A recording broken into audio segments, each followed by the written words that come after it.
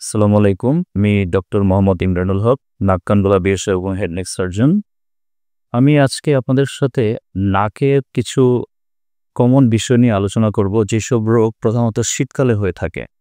আমরা জানি নাক আমাদের শরীরের একটি অত্যন্ত গুরুত্বপূর্ণ একটি অঙ্গ এবং আমাদের শ্বাস-প্রশ্বাস এ নাকের ভূমিকা অনেক গুরুত্বপূর্ণ। তো শীতকালে আমাদের নাকে কিন্তু কিছু কমন সমস্যা হয়। সবচেয়ে কমন যে প্রবলেমটা আমরা ফেস করি, যেটাকে আমরা বলছি অ্যালার্জিক রাইনাইটিস। অ্যালার্জিক রাইনাইটিস এমন একটি সমস্যা যেটি হলে নাক বন্ধ থাকে, নাক দিয়ে পানি পড়ে, নাক চুলকায়, প্রচুর পরিমাণে হাঁচি হয় এবং রোগী অনেক সময় মাথা ব্যথারও কমপ্লেইন করে।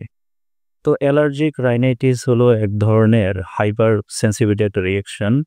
সাধারণত কোনো অ্যালার্জেনের এক্সপোজারে এই ধরনের সমস্যাগুলো হয়ে থাকে।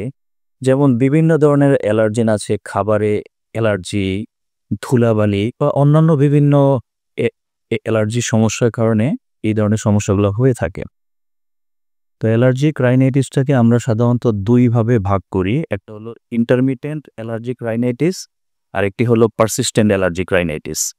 যদি কারো বছরে দেখা যায় যে যদি সপ্তাহে ৪ দিনের কম রোগী এই ধরনের সমস্যাগুলো অনুভব করে, বা বছরে যদি পরপর ৪ সপ্তাহের কম যদি কোনো রোগীর এই ধরনের সিম্পটমগুলো থাকে, সেটাকে আমরা বলছি ইন্টারমিটেন্ট অ্যালার্জিক রাইনাইটিস।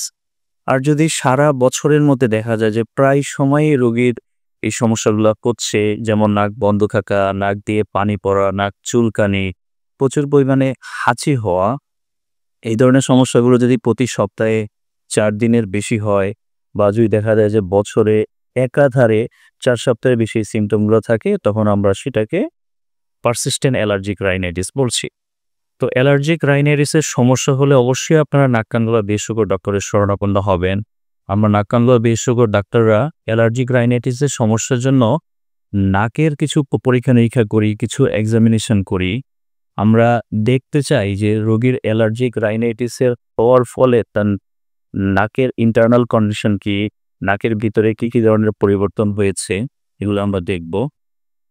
এবং আমরা বিশেষ কিছু পরীক্ষা-নিরীক্ষা করে আমরা আসলে রোগটার কারণটা বের করি। যেমন সবার তো আর একই কারণে অ্যালার্জির সমস্যা হয় না। একেকজন মানুষের একেক সমস্যা থাকে। তো আমরা একটা স্পেশাল টেস্ট করি, যেটাকে বলা হয় স্কিন প্রিক টেস্ট। এই টেস্টের মাধ্যমে পার্টিকুলার কোন এলিমেন্টের কারণে বা কোন খাবারের কারণে তার অ্যালার্জির সমস্যা হচ্ছে, আমরা সেটা বের করে থাকি। এছাড়াও আমরা রক্তে আরও কিছু বিশেষ পরীক্ষা করে থাকি। যেমন অ্যালার্জিক রাইনাইটিসের রোগীদের রক্তে বিশেষ কিছু অ্যান্টিবডি ফরমেশন হয়, যেটাকে আমরা ইমিউনোগ্লোবুলিন ই বলি।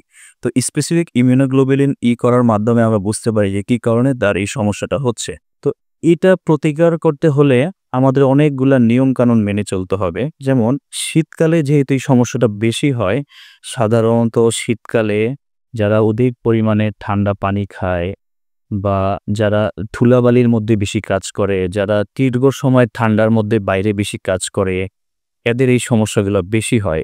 এবং কোনো মানুষের ক্ষেত্রে বিশেষ কিছু খাবারের ঘ্রাণে বা বিশেষ কোনো ফুলের বা পারফিউমের যে গন্ধ, সেই কারণেও কিন্তু এই অ্যালার্জিক রিঅ্যাকশনটা রোগীর অনেক সময় বাড়তে পারে বা এক্সাজারবেশন হয়।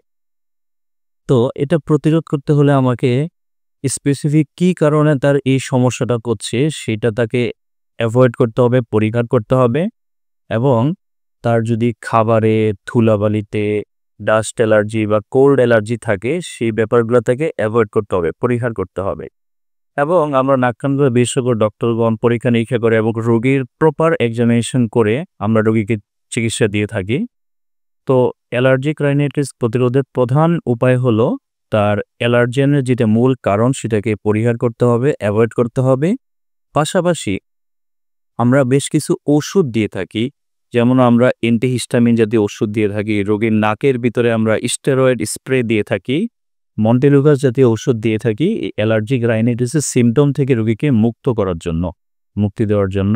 অ্যালার্জিক রাইনাইটিস বাংলাদেশে বর্তমানে অ্যালার্জিক রাইনাইটিস রোগীর সংখ্যা অনেক বেশি। এই ব্যাপারে মানুষের মধ্যে আরও সচেতনতা বৃদ্ধি করা প্রয়োজন।